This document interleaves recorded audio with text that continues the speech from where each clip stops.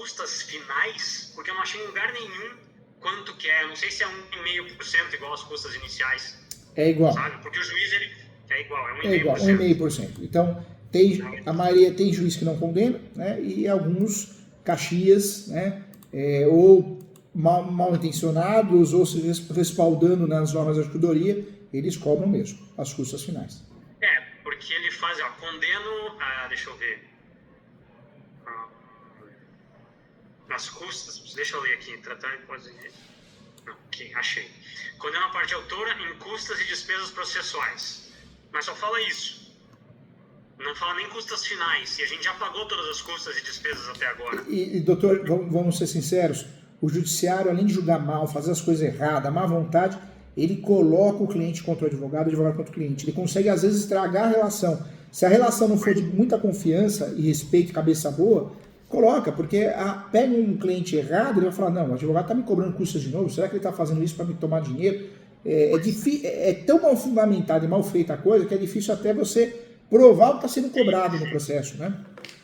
Mas assim, eu vi agora que não está escrito custas finais, está escrito custas e despesas processuais, e não tem a porcentagem, então espero que não tenha mais nenhuma custa. Mas o doutor está me dizendo que é para ser 1,5%, né? E às vezes cobram, às vezes não. Então talvez tenha mais 1,5%. Talvez tenha mais 1,5%, mas do jeito que o doutor está me falando, o juiz deixou para lá. Comeram bola ou não efetivou. Talvez é um juiz que foi advogado. Talvez. Porque ele também colocou para o réu, né? Ele fala a mesma coisa, condena em custas e despesas processuais o réu por causa da reconvenção. Mas ele não põe nenhuma porcentagem, nem nada. Eu avisaria o cliente, né, que normalmente tem a condenação final, mas a sentença deu a entender que não condenou. Então, se algo amanhã ou depois aparecer uma execução, alguma coisa, né, tá ciente disso, que o certo é fazer o recolhimento. Porque como eu vou ter que fazer os embargos, né, talvez eu falasse, juiz, tem que colocar a porcentagem das custas finais, mas talvez seja melhor não falar nada, porque o juiz não colocou custas finais ali. Então talvez não tenha. Nesse caso é melhor não falar nada. Eu acho melhor não falar nada. Inclusive tem advogado, até conversando com um advogado outro dia, o que ele fez? Ele fez um embargo sobre isso. Poxa, aí o juiz caiu a ficha. Não, tem que pagar sim. Não, sai fora. Assim, né? Fica quietinho. Tá. Doutor, me diz, se eu fizesse um processo só de rescisão contratual, o valor é também o valor da casa, igual ao da reivindicação? Mesma coisa. Mesma coisa, né? A apelação está 4%, né? 4%. São Paulo. Puxado, salgado, mas a realidade é a verdade. Mais 20 milhões. Mas a questão é que, assim, já foi julgado improcedente a reivindicação. Eu não posso abrir um novo processo. Se eu quiser pedir a reivindicação, eu tenho que fazer a apelação. Senão... Na verdade, você pode até fazer uma nova ação reivindicatória, né? Só que você teria que fazer o quê? A causa de pedir ou a legitimidade ativa.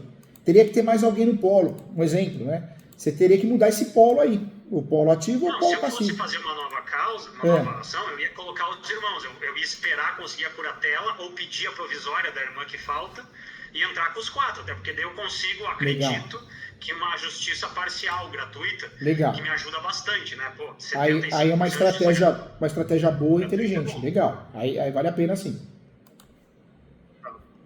Então, mesmo tendo sido julgado com resolução de mérito, dá para pedir uma nova reivindicatória? Dá para pedir uma nova reivindicatória. Dá para pedir? Dá para pedir. Porque não faz coisa julgada? Ou porque como a gente está lidando com propriedade, a propriedade não prescreve? Não que não faz coisa... A propriedade não prescreve. O entendimento é pacificado no Brasil. E outra coisa, você não está trabalhando com coisa julgada porque mudou. Ou você muda a causa de pedir ou as partes. A partir do momento que você inclui outras pessoas, você mudou a causa de pedir, né? A legitimidade cria conexão com a causa de pedir. Então, nessa conexão, você mudando a legitimidade, mudou a causa de pedir. A causa de pedir, por mais que seja a mesma, mas é interesse de todos, né? Então é diferente, né? Entendi. Porque é diferente, porque é interesse de todos, né? Interesse de todos.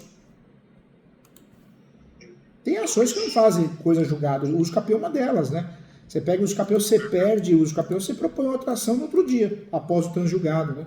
Então tem ação que não faz transjulgado. A reivindicação está na mesma ideia, né? Agora, eu não deixaria, se o cliente aceitar, de fazer o arbitramento de aluguel. Mais pura, hein? A ação de arbitramento de aluguel com tutela antecipada. Pura, sabe? Porque a sua chance de ter sucesso é muito maior se o cliente der a oportunidade de você fazer a pura. Ações separadas, né? Eu faço, ou eu faço apelação nessa, ou eu faço uma nova ação, e em separado faço a de arbitramento de aluguel. Isso, exatamente isso. Tá. Indicação, estou vendo aqui minhas anotações, são boas. Fica à vontade. Entrar com indicação. E eu tenho que dar algum, assim, se eu for pedir a posse da pessoa que está na casa, eu tenho que fazer alguma notificação para ele, vamos dizer que eu não entrei com o processo ainda, para ele sair em 15 dias, acho que tem algum decreto sobre isso, eu li isso em algum lugar, mas eu não consegui entender direito. Normalmente, o doutor sabe sobre isso? Normalmente a decisão é 15 dias, né? É de praxe, copia e cola.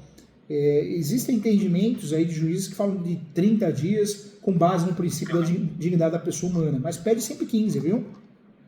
Tá. Então, vou só dar uma olhada em todas as minhas anotações, porque eu acho que eu já perguntei tudo que eu tinha que perguntar.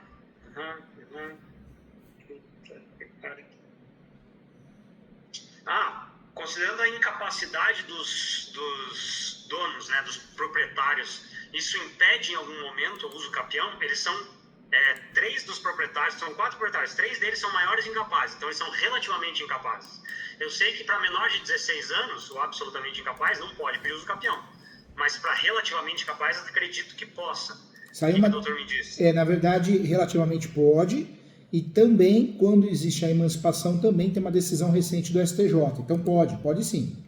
Com emancipação, inclusive. Mas é importante explicar bem isso na peça, de forma leve, sem chamar muita atenção, mas explicar. Porque pega um juiz, assessor, faz confusão, né? Faz confusão.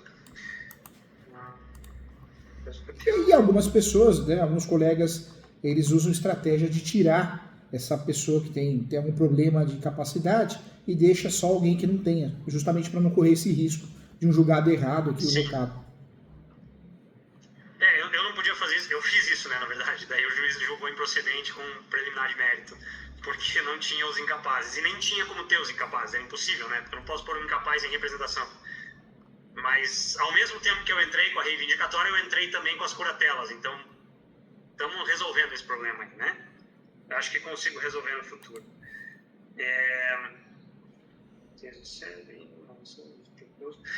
Se eu entrar com uma ação nova, o juiz vai ser precluso, certo, doutor? Tem que entrar para esse mesmo juiz. Na verdade, a reivindicatória faz ela sempre por dependência, e aí, dependendo do juiz, ele chama o processo para ele, fala, estou precluso. Mas não precisa distribuir essa ação por dependência, porque o doutor aumentou a legitimidade. Existem outras pessoas como parte na ação, né? Então não, tá. Eu também prefiro não distribuir por dependência. Mas não distribui não. Nesse caso, a regra processual, ela deixa bem claro que não precisa, porque as partes são diferentes. Por mais que o objeto seja o mesmo, as partes são diferentes. Então, o juiz não necessariamente é prevento, né? Prevento, vamos precluso, estou falando errado. Você vê como a gente confunde, né? O juiz confunde, faz desculpa parte. A falta de... Que isso, faz parte. O jurídico é muitos termos, né? É difícil. E estou com tanta anotação aqui que estou pensando na preclusão dos atos processuais e na prevenção do juízo vem em outra parte da minha cabeça. Doutor, daí tem mais uma pergunta aqui para você. Você faz esse tipo de ação no teu escritório, de reivindicação ou de rescisão de contrato? Faço a ação. Eu posso te ajudar fazendo a peça, você distribui o seu nome. É muito comum isso aqui no escritório. Os alunos fazem isso, mentorados, às vezes atuam em outra área, às vezes está sem tempo, às vezes não tem paciência para aquele caso. Então, posso ajudar assim. E também costumo fazer o quê? Às vezes, assumir o caso, né?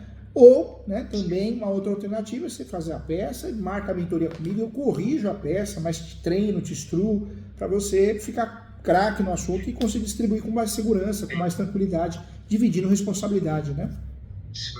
Que a questão é que, assim, é uma amiga minha de tempo já e tal, e eu não quero que ela perca essa casa de jeito nenhum. Eu sei que eu fiz o certo, mas como eu não sou especialista, esses detalhes, por exemplo, faz a ação de aluguel separado, faz a reivindicação talvez sem a rescisão contratual, que é para ficar só...